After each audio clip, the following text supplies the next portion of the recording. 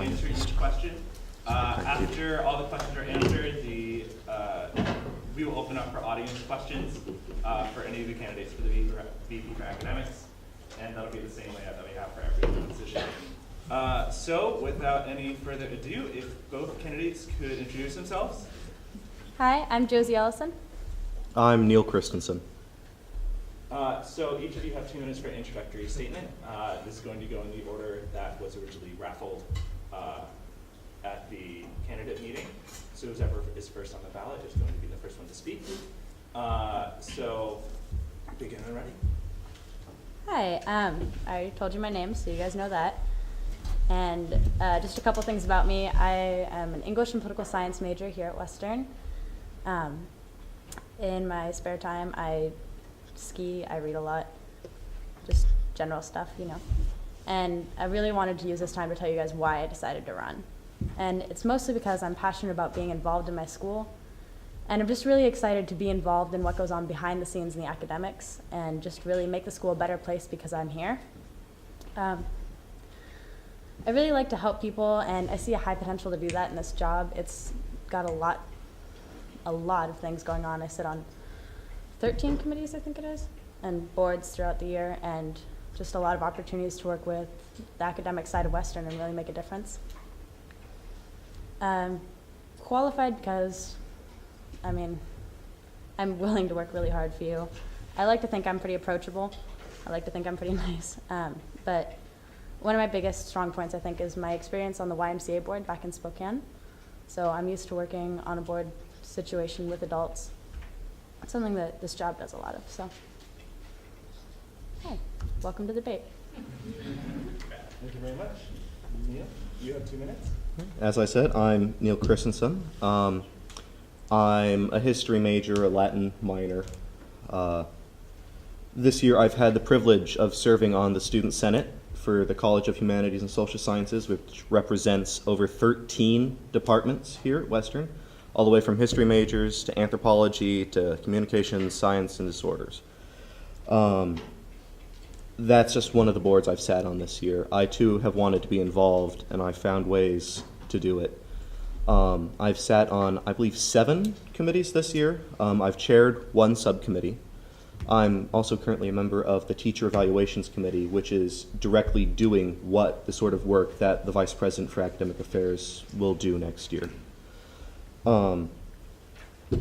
The experience I bring to the table, the ability to communicate with staff and faculty, and my demonstrated ability to do so, I think some of my strongest qualifications for the position. And on top of that, I too would like to think I'm a nice guy. I think most of us would like to think that about ourselves, but I've tried to keep an open door. I've had sticky notes on my door for people to put ideas and suggestions for the Senate on all year.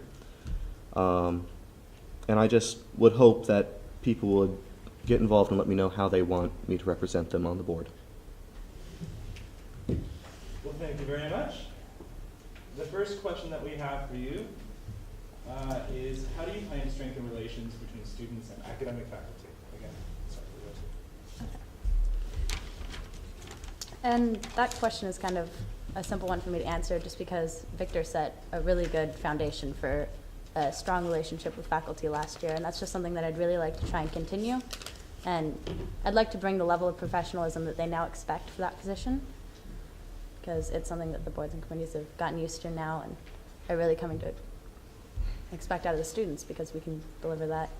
And I really just want to be a professional representation of the student body, because we are the student body and we deserve to have our voices heard in a manner that will be able to affect our time here at Western.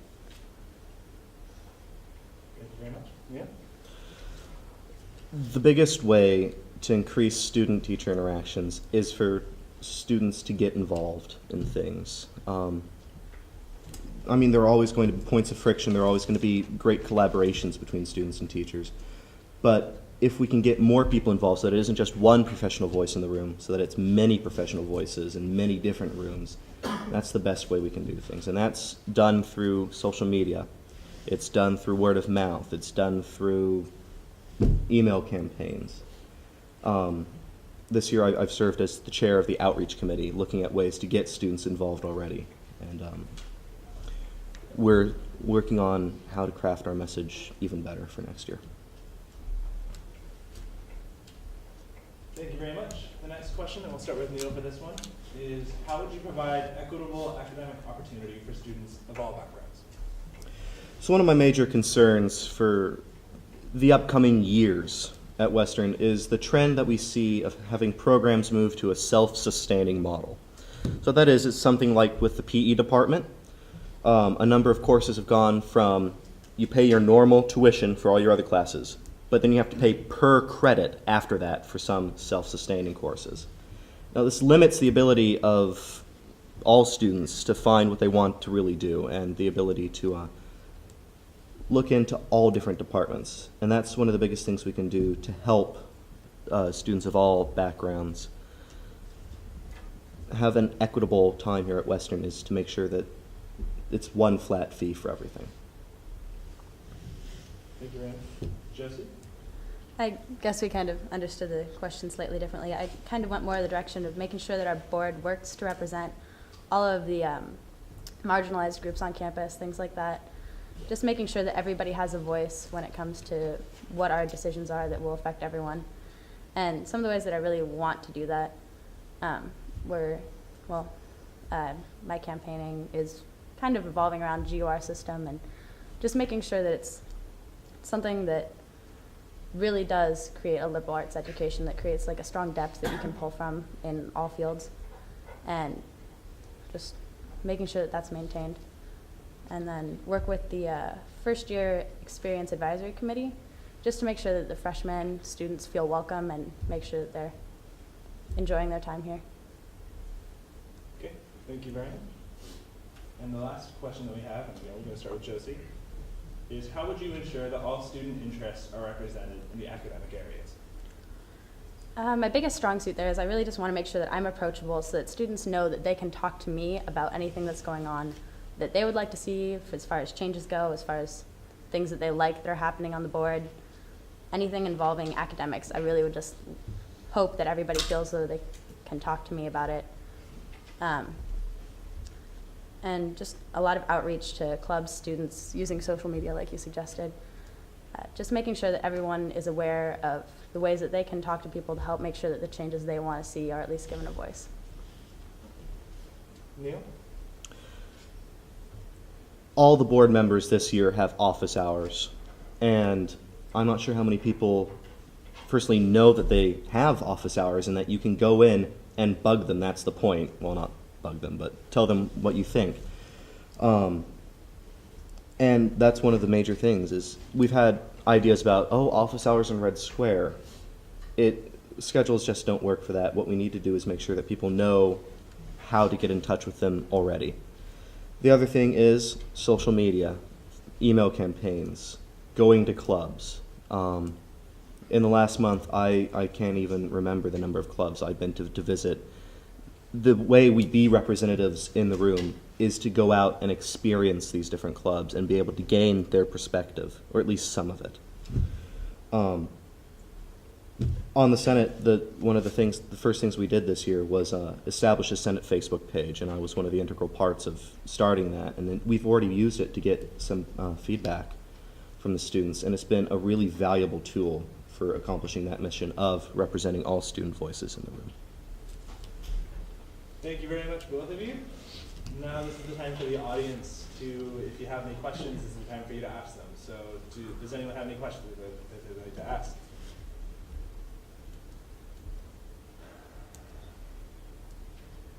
Okay. I was trying to decide. So the Vice President for Academic Affairs is a pretty external position to the associated students. How do you view yourself collaborating with the rest of the board members and the AS as a whole in your position? Let's start with Neil. It is one of the most external positions, and it's sort of a liaison position. In fact, it is. It's in the job description. We are the liaison between the associated students and the rest of the university. One of the biggest things is just coming back to the board and reporting what's going on in the university bureaucracy. It's working with each other during work sessions for the board. It's working with our committee system to let them know what's happening. It's bringing attention to the people who are involved and who do want to make a difference, what's going on, what we can do, what's being talked about. It's something that the Association of Students has been working on for a long time, getting this outreach even for the external positions like the Vice President for Academic Affairs, Vice President for Governmental Affairs, Legislative Liaison. They come and they do reports. It's effective, but I think it can be more effective. Josie? I think my biggest response to that is probably just making sure that everybody on the board is comfortable bringing all opinions in and making sure that you just have a very strong relationship and know that they work in the same office as you. You can go talk to them about things that are going on. Just making sure that there's a really strong set communication between the board itself that starts early on and is something that just continues to grow and become more advanced throughout the year. Any other questions? Dan? I know y'all all have a lot of ideas that you want to do there, and that's why you're running. What are the three main things you want to promise us today that when you get elected, you are going to accomplish those three things? What are those three? Josie? Well, I really have one main point that I've been focusing on, and it kind of has a couple different branches off of that, I suppose, and I'll focus on that one, which is making sure that the GUR system is more just clear, making sure that students know what they need to achieve in order to graduate, making sure students have access to advising, that they can talk to people about what classes they need to take, see what overlap there is between their GURs and majors, just making the system run smoother for students that are coming in as freshmen. Thank you very much, Neil. As I've mentioned, my biggest point is making sure that we stop the trend of self-sustaining tuition. Now, that doesn't mean stopping new programs that are self-sustaining, for instance, our Bachelor of Nursing Sciences. What I'm talking about are programs like PE that were funded under the normal tuition model that have gone to self-sustaining. The VP for Academic Affairs sits on some of the committees that are responsible for that sort of change, and I would promise to be a voice that would work as hard as I possibly can to make sure we don't see more of those changes. In that same thread, VP for Academics sits on the University Planning Resource Council, which handles the university's budget. And so budgetary discretion is another one of the main points that the VP for Academic needs to be aware of. And finally, it's just making sure that you can represent the students well in the room. Make sure that you can be their voice. Make sure that you can communicate well to faculty, make points that faculty are willing to hear in a way that they're willing to hear them, and just represent well. Any other questions? Andrew? How do you plan on interacting with the faculty union and building relations with them as well? Again, it just comes down to being able to communicate well with faculty, which is something that I think I've been able to demonstrate that I can do well. I happen to know that Stephen Garfinkel has been very active in the union. He's one of the professors in the history department, and I actually know him not very well, but I'm acquainted with him. And so it's being able to create those personal relationships with people so that you can work to get things done with them. We've had some, not union issues, but discussions about how the union contract works with teacher evaluations on the Teaching Evaluations Committee. And so it's looking at the intricate issues like that about how we use evaluations, how we use class time. That's an important step to take with the union. Could you repeat the question, please? How do you plan on interacting with the faculty union and building relations with them or communicating to them? My biggest, I think, strong suit there is the fact that I've worked on a board and worked with adults in that situation before with my experience with the Y. And also just talking to Victor about the professionalism that's expected when you walk into the room being the student representative. Just making sure that I maintain that and just be ready to work hard and know what I'm talking about when I present in front of the board. Thank you very much. We have time for one more question if anyone has any. Okay. You all mentioned about having posters in your office, and this position is known to be going to committees. How are you going to make sure that you go rather than people coming to you? Yeah, Joseph.